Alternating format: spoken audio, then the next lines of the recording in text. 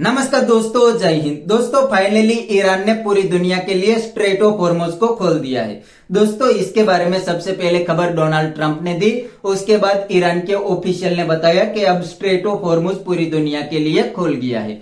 दोस्तों इसके बाद तो इंटरनेशनल मार्केट के अंदर तेल की कीमत में भारी गिरावट देखने मिली है। जंग के दौरान इंटरनेशनल मार्केट के अंदर तेल की कीमत में भारी इंक्रीमेंट देखने मिला था, क्योंकि उस टाइम पे ईरान ने स्ट्रेट ऑफ हॉर्मुज को पूरी दुनिया के लिए बंद कर दिया था। जो ईरान के अलाय थे उसके ही जहाज स्ट्रेट ऑफ हॉर्मुज से पास हो रहे थे, फॉर एग्जांपल चाइना और इंडिया।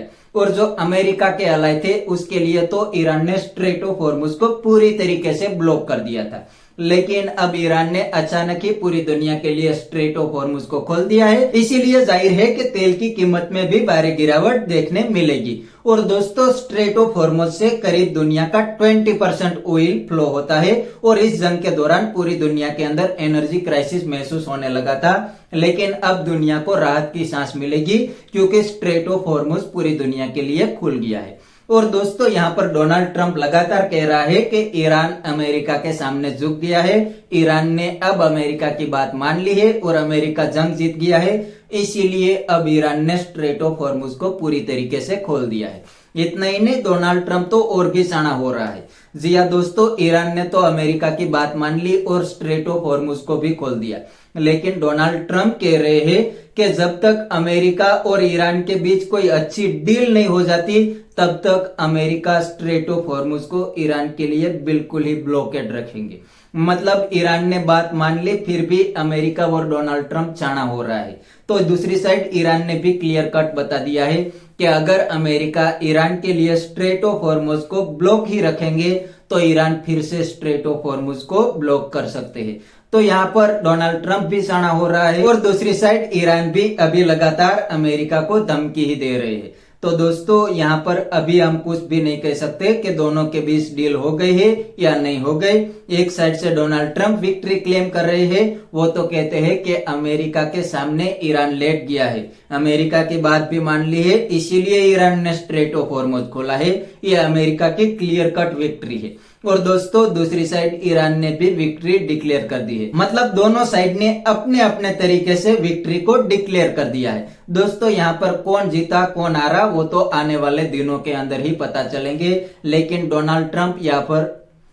डोनाल्ड ट्रंप अभी भी यहाँ पर चाणा हो रहा है। ईरान ने अमेरिका की बात मान ली, लेकिन अमेरिका अभी भी ईरान की बात नहीं मान रहा।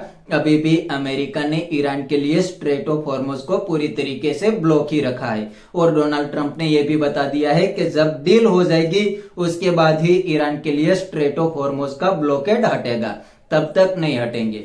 और दोस्तों दूसरी बात, 2 दिन पहले डोनाल्ड ट्रंप ने यह भी बताया था कि ईरान ने अमेरिका की बात मान ली है और ईरान के पास जो यूरेनियम है वो भी ईरान अमेरिका को सौंप देंगे। लेकिन दोस्तों इसके बारे में अभी तक ईरान के ऑफिशियल ने कुछ भी नहीं बताया। और दोस्तों मीडिया रिपोर्ट के मुताबिक अगले मंडे फिर से पाकिस्तान के इस्लामाबाद के अंदर अमेरिका और ईरान के बीच बातचीत होने जा रही है। लेकिन दोस्तों यहाँ पर मजे की बात यह है कि इस जंग के अंदर सबसे बड़ा प्लेयर तो इजराइल और ईरान है। ईरान तो इस डायलॉग के अंदर पार्टिसिपेट करेंगे, लेकिन इजराइल अभी भी इस डायलॉग के अंदर पार्टिसिपेट नहीं करने जा रहा। मतलब यहाँ पर डील हो रही है अमेरिका और ईरान के बीच, तो क्या इजराइल बाहर रहेंगे इस डील से, वो आने वाले दिनों के अंदर ही पता चलेंगे। क्योंकि दोस्तों जब पहली बार दोनों के बीच बातचीत चालू हुई थी उस टाइम पे भी इजराइल ने इस डायलॉग के अंदर पार्टिसिपेट नहीं किया था। और जब इस्लामाबाद के अंदर अमेरिका और ईरान के बीच बातचीत चल रही थी उसी टाइम पे इजराइल ने लेबनान के ऊपर बहुत बड़ा हमला कर दिया था। तो क्या इस टाइम भी ऐसा होने वाला है? क्या इजराइल ने भी अमेरिका की बात मान ली है? इजराइल के prime minister Benjamin Netanyahu Donald Trump से सहमत हो गए हैं? वो तो हमें आने वाले दिनों के अंदर ही पता चलेंगे। लेकिन दोस्तों यहाँ पर हैरान कर देने वाली बात तो यह है कि असल में यह जंग इजराइल और ईरान के बीच हो रही है और इस डायलॉग के अंदर इजराइल ही शामिल नहीं है, तो ये बात पूरी दुनिया को हैरान कर रही है। वरना इजराइल को इस डायलॉग के अंदर पार्टिसिपेट होना चाहिए। अभी तो नहीं हुआ, लेकिन आने वाले दिनों के अंदर क्या होने वाला है वो तो हमें नहीं पता। लेकिन मीडिया रिपोर्ट के मुताबिक अगले मंडे पाकिस्तान के इस्लामाबाद के अंदर फिर से अमेरिका और ईरान के बीच डायलॉग चालू होने वाले हैं। तो ये एक बड़ी अच्छी खबर है और पूरी दुनिया के लिए राहत की सांस भी है, क्योंकि ईरान ने पूरी दुनिया के लिए स्ट्रेट ऑफ हॉर्मुज को खोल दिया है। जब बंद था तब पूरी दुनिया के अंदर एनर्जी क्राइसिस महसूस होने लगा था, क्योंकि स्ट्रेट ऑफ हॉर्मुज से दुनिया का करीब 20% ऑयल का फ्लो होता है। तो जाहिर है कि अगर स्ट्रेट ऑफ हॉर्मुज बंद था तो पूरी दुनिया एनर्जी क्राइसिस महसूस करने लगी थी, लेकिन अब पूरी दुनिया के लिए फिर से राहत की सांस मिलेगी।